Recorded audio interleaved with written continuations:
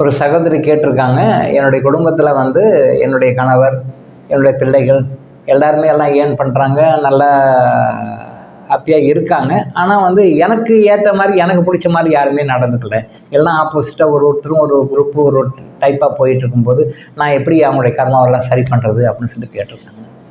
அதாவது நம்ம தான் வந்து இந்த மாதிரியான கணவன் வரணும், இந்த மாதிரியான பிள்ளைகள் வரணும், இப்படியெல்லாம் இருக்கணும் அப்படின்ற மாதிரி நம்ம தான் வந்து இறைவன்கிட்ட வரம் வாங்கிட்டு இங்கே வந்திருக்கிறோம். அது நமக்கு தெரியாது, நீங்கள் கேட்டதும் தெரியாது, கடவுள் உங்களுக்கு கொடுத்ததும் தெரியாது, மறந்து போச்சு உங்களுக்கு. பட் இட் இஸ் ஃபேக்ட், அது இருக்குது. அப்போது இந்த மாதிரியாக கணவன் இருக்க வேண்டும் என்கின்ற ஒரு சூழ்நிலையை ஏற்படுத்தியதும், இந்த மாதிரி பிள்ளைகள் இருப்பார்கள் என்று ஏற்படுத்தியதும் உங்களுடைய கர்மா தான். நீங்கள் தான் அது வந்து கிரியேட் பண்ணிக்கிங்க. அதை நாம தான் சொல்லும்போது ஏற்றுக்க முடியாது உங்களால். ஆனால் அதுதான் உண்மை. நம்ம தான் இந்த மாதிரியான ஒரு கணவனையும் இந்த மாதிரியான பிள்ளைகளையும் வருவதற்கு நம்ம தான் முதல் காரணமாக இருக்கிறோம். அப்போ நம்ம சைடில் நம்ம என்ன பண்ணணும், கர்மாவை சரி பண்ணுறதுக்கு என்ன பண்ணணும் அப்படின்னு சொல்லிட்டு நீங்கள் தீய கர்மாவை போக்கி குட் கர்மாவை சேர்த்துறதுக்கு நீங்கள் லைஃப்பில் டே டு டே லைஃப்பில் நீங்கள் என்னென்ன பண்ணணுமோ அந்த மாதிரி விஷயங்கள் நீங்கள் பண்ணீங்க அப்படின்னு சொன்னால் ஆட்டோமேட்டிக்காக அவங்களும் மாறுவாங்க. அதுக்கு பிறகு அவங்க வந்து ஒரு 50 to 60% மாறின பிறகு அப்போ அவங்க போனால் என்ன பண்ணலான்னு சொல்லலாம். அடுத்த ஸ்டெப் பை ஸ்டெப் மூமெண்ட்டாக தான் போகணும். இது ஓவர் நைட்டில் ஒரே டீப் அடித்து அப்படியே 100 படிக்கட்டு தாண்டி மேலே போயிட முடியாது. ஸ்டெப் பை ஸ்டெப் போகணும்.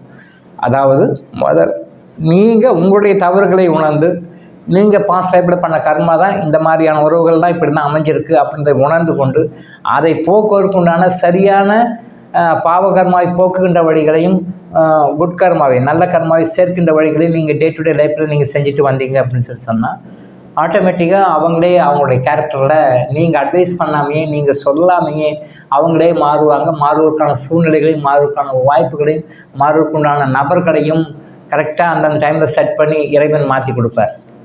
அப்போது அவங்க வந்து இப்போ உங்களுக்கு ஆப்போசிட்டாக 100% இருக்காங்க அப்படின்னு சொல்லி சொன்னால் ஒரு 50 to 60% உங்கள் பக்கம் ஃபேவராக வருவாங்க, உங்கள் பக்கம் ஃபேவராக வந்துடுவாங்க. எபோவ் 60 வந்த பிறகு அவங்க அப்போ புரிஞ்சுக்குவாங்க. இப்போ சொன்னால் அவங்களும் புரிஞ்சிக்க மாட்டாங்க. அப்போது அந்த ஒரு புரிதல் நிலைக்கு அவங்க வந்த பிறகு அவங்களுக்கும் இந்த மாதிரி விஷயங்களை நீங்கள் சொல்லிக் கொடுத்து பண்ணீங்க அப்படின்னு சொன்னால் அவங்களும் அந்த டே டு டே லைஃப்பில் அந்த பாஸ்ட் லைஃப் கர்மாஸை கழித்து நல்ல குட் கர்மாஸை க்ரியேட் பண்ண வழிகளை அவங்களும் டே டு டே லைஃப்பில் ஃபாலோ பண்ணிட்டு வந்தாங்கன்னா அவங்களும் டோட்டலாக மாறிடுவாங்க. அவங்க குடும்பமே சொர்க்கமாக மாறிவிடும். மாற்ற முடியாததான் ஒன்றும் கிடையாது. நம்ம மாற்றுறதுக்கு தெரியல, மாற்றுறதுக்கு மனசில்லை, மாற்றுவதற்கு முழுமுழுதாக நம்ம முயற்சி செய்யவில்லைன்னு அர்த்தம். ஸோ ஃபஸ்ட்டு வந்து நீங்கள் உங்களுடைய கர்மாவை போக்குவதற்கு என்ன செய்யணுமோ செய்யுங்க. இதன் பலனாக நீங்கள் குட் கர்மாவை சேர்த்து பேட் கர்மா, நம்மளுடைய வேலையை அதை 2 தான்.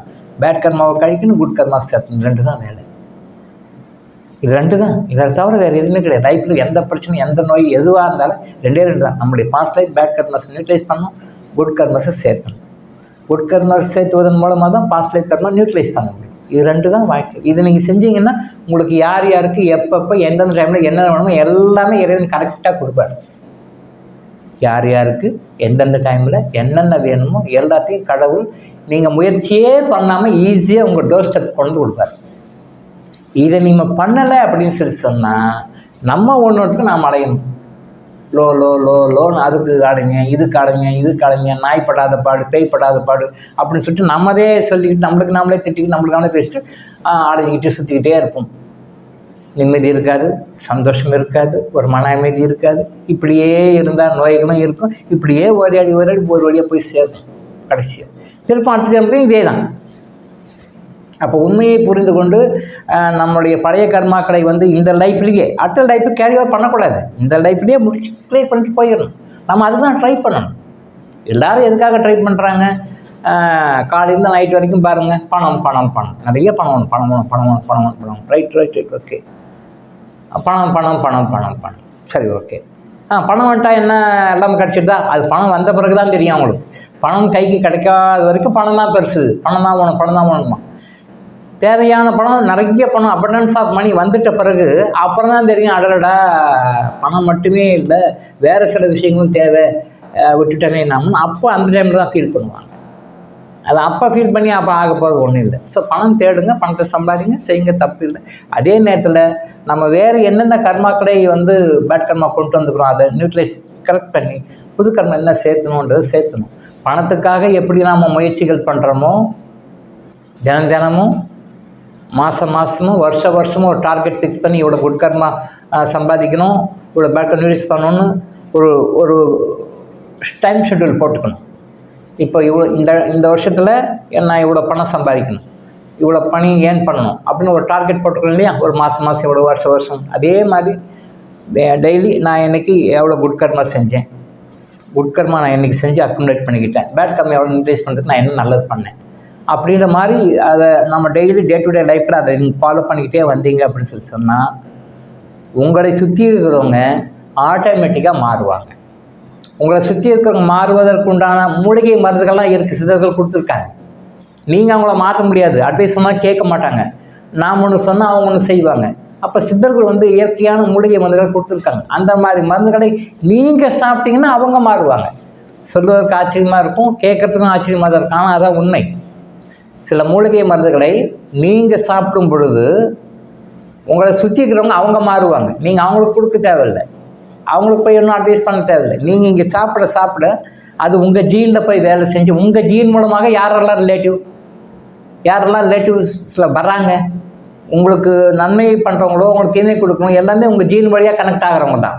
உங்களை பாஸ்டாக ஜீன் வழியாக கரெக்டாகும்.